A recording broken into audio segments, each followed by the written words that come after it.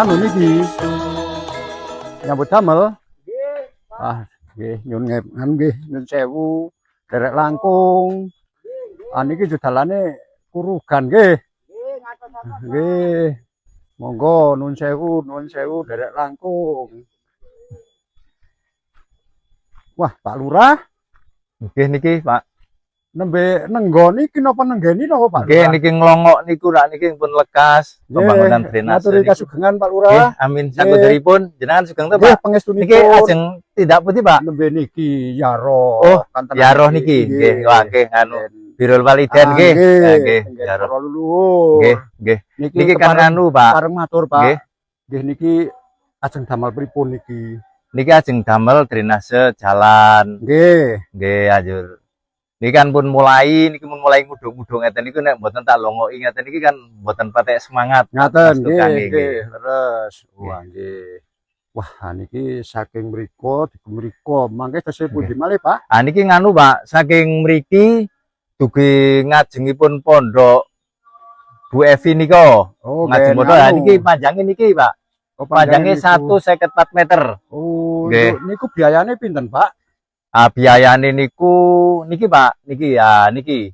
Niki 200 juta. Biayane 200 juta. Nggih, 200 juta. Saking pundi sumber dana niku, Pak? Sumber dana niki saking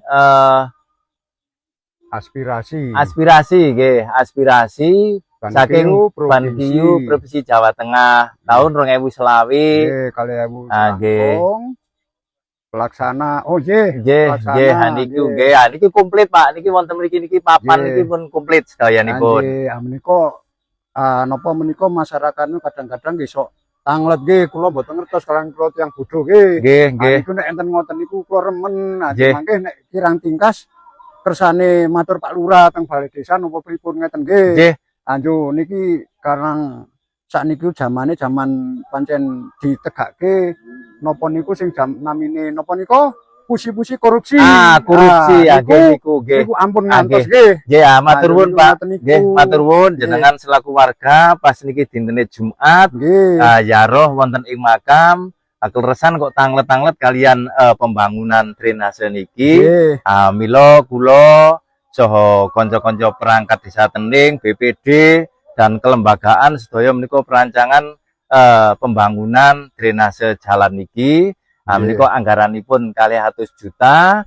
Menika sumberipun nika saking Bankiu Provinsi saking Pak Kholik Idris. Aspirasi. Nggih, aspirasi ya. Nek mangke nek warga masyarakat tanglet ngeten niku supados pirang tingkasipun kersane tidak wonten kantor desa Tening menika. Nggih. Terus ngaten niku, Pak. Nggih. Ngaten mawon, Pak, matur nuwun sanget. So ketingkasan kula nderek bingah masyarakat Desa Tening khususipun Panangsri menika sampun dipun paringi napa menika bangunan drainase. Mugi-mugi mawon bangunan menika dadosaken napa nggih kathah manfaatipun. Amin. Kagem nyegah napa menika istilahipun napa malih menika musim Jawa. Kados banjir longsor nggih.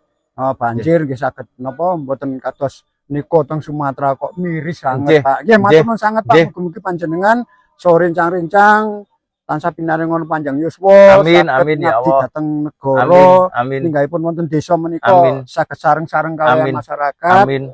Menapa menika manfaatipun mangke sareng-sareng dipun nikmati. Amin ya Allah. Ingkang maringi mugi-mugi Pak Kholik Idris tansah pinaringan panjang yuswa. Amin. Kathah rezekinipun. Ngaten Pak Lurah. Amin. Nyuwun ngapunten ganggu panjenengan wekdalipun kula terasaken. Nggih, salat Jumatan kok nggih, Pak. Nggih. Ngantos nggih mergi ewet. Ngaten, Pak, nggih. Ewet. Assalamualaikum, Pak. Waalaikumsalam warahmatullahi